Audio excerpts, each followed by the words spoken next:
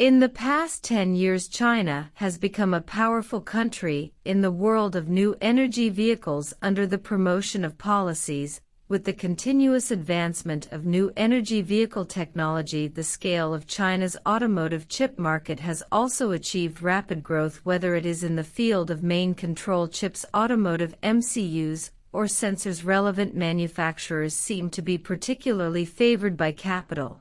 China's high computing power chips are constantly being added by foreign capital. Regarding the large computing power card chips, the most popular recently is the PK between NVIDIA and Qualcomm. On September 20, NVIDIA launched Thor, a smart card chip that replaced Atlan, and Qualcomm launched the industry's first integrated supercomputer-level automotive SoC Snapdragon Rite Flex on September 23. From a numerical point of view, the computing power of the two chip giants Automotive chips has soared to 2000 tops, while chip manufacturers are madly competing for computing power. The capital heat wave has surrounded China's high computing power automotive chip companies. According to incomplete statistics in China, 6 major automotive chip manufacturers, including Cambrian Shinga and Black Sesame Intelligence, have completed 10 rounds of financing since the beginning of this year. It should be noted that these 6 companies have completed a total of 22 rounds of financing since last year. This also means that even if they are already favored by capital in 2021, they are still very popular with capital this year. In recent years, with the continuous evolution of the automotive industry towards electrification, intelligence and networking, computing power has gradually become one of the main selling points of new products released by auto manufacturers. The greater the computing power of the main control chip, the greater the potential of the car's intelligence level, and the more attention from users. This is similar to the original mobile phone manufacturers to compete for the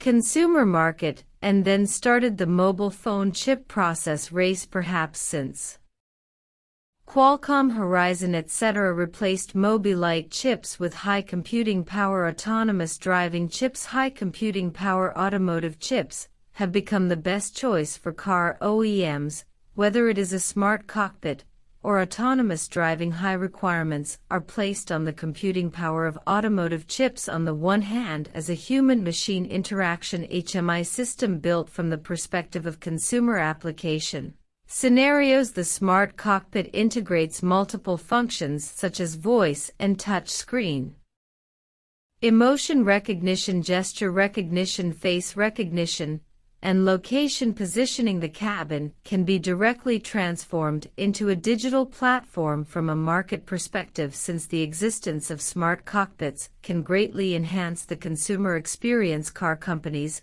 are very willing to add smart cockpits. According to the survey by IHS Markit, in the consideration of car purchase, the configuration level of intelligent technology in the cockpit has become the second key factor after safety.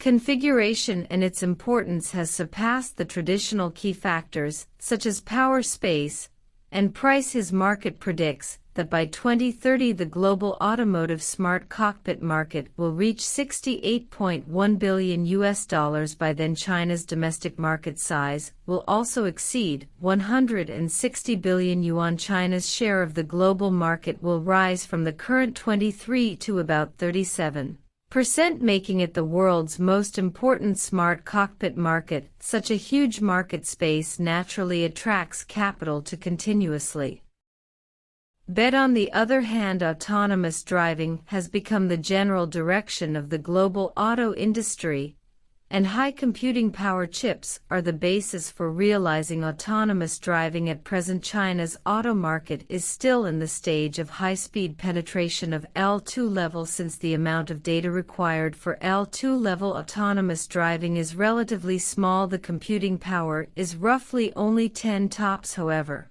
with the continuous upgrading of technology, the amount of data required for L3 and L4 levels will surge, requiring computing power support of about 20 to 30 tops, and 200 to 500 TOPS respectively. In order to achieve full autonomous driving, the computing power of the chip needs to be further greatly improved.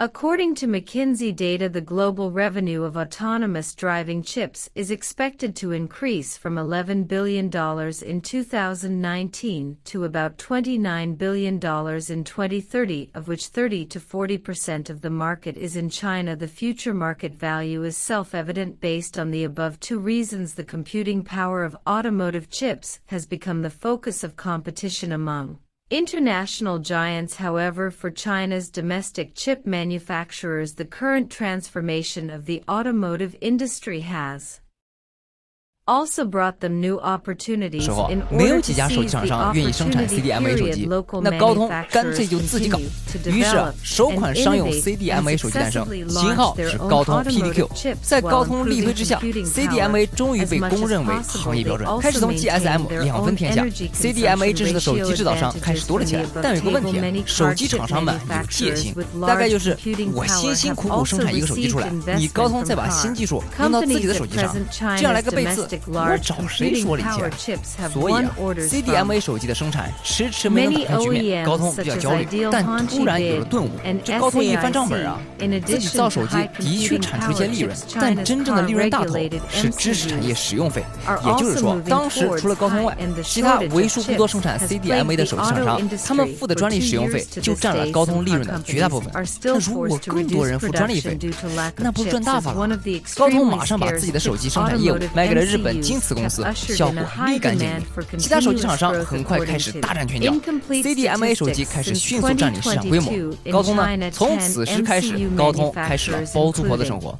专利授权费不仅收得盆满钵满，顺带着还内部孵化了半导体业务，并且高通早就认清了自己是吃那碗饭的料，于是将半导体业务的生产制造全部外包，而把研发留在了自己手中。手机行业高速发展的这20年来，高通手上的核心专利与日俱增，行业守门员的地位开始形成。按道理啊，你花钱研发出专利技术，我如果要用你的专利，就需要付你钱，这天经地义啊。但高通为何没有成为技术先驱，反而被称为专利流氓呢？这就要说到高通的收费方式了。举个例子，张三要生产手写笔记本，于是找到了拥有纸张发明专利的李斯买纸。李斯说：“我一张卖你1块钱，里面有2毛钱是专利费，8毛是纸张的价格。”这很好理解啊，也是很常见的专利费收取方式。那高通玩出了个什么骚操作呢？纸我只按8毛一张卖给你，别急着喊良心，但你的笔记本售价的5%得作为专利费付给我，港不港？也就是说，手机定价越贵，手机厂商要付给高通的专利费就越高。比如说，一台手机卖2000元，就100元是交给高通的专利费用，这比一次性收费狠了不知道多少倍。至于手机厂商一台手机除掉营销、广告、研发、制造、运输、售后等一系列成本之后，可能赚的还没有高通多。那没办法，谁让手握超过14万项专利的高通抓住了大家的命门呢？只需专利大棒一挥，钞票立马成堆。国产手机品牌大多都是伴随着高通税过日子的，低情商宰客，高情商技术援助。但让手机厂商头疼的事情还不只是上供专利费，高通的骁龙处理器已经连续多年摆烂，手机厂商很长一段时间都没有可以替代高通的选择，连骂都不。OEM's manufacturers have also begun to build a car-regulated MCU ecosystem, according to Public Information Chinese. Local MCU manufacturers have begun to establish partnerships with car companies, such as Hyundai, Volkswagen, Asahi, Geely, Chery, Jason, and Xiaoping. In the future, China-made 32-bit MCUs will appear in more and more automotive application scenarios. In addition, sensors usher in a golden opportunity period. As we all know, autonomous driving is the trend of the times. With the intelligentization of automobiles, automobile sensors have been expanded from purely used in the engine to the chassis, body, and lighting and electrical systems. According to different equipment purposes, automotive sensors can be divided into 2 categories: traditional microelectromechanical sensors (MEMS) that improve the level of bicycle and formatization, and intelligence sensors that provide support for unmanned driving. MEMS feedback information in the control process of various systems of the car to realize automatic control, which is the neuron of the car, while the intelligent sensor directly collects information from the outside world and is the lie of the unmanned vehicle. Since 2022, 12 automotive sensor companies, including Changmei Electronics and Caixin Jiaxing in China, have completed 16 rounds of financing involving 6 LiDAR companies and 4 millimeter wave radar companies. In addition, in the field of sensor chips, so far this year 5 millimeter wave radar chip companies such as Suntech and Gatland, as well as 2 LiDAR chip companies, One Machine Guang and Jillian Technology, have completed multiple rounds of financing. Of course, whether it is MEM sensors or smart sensors, the automotive electronics industry is the driving force behind their climax.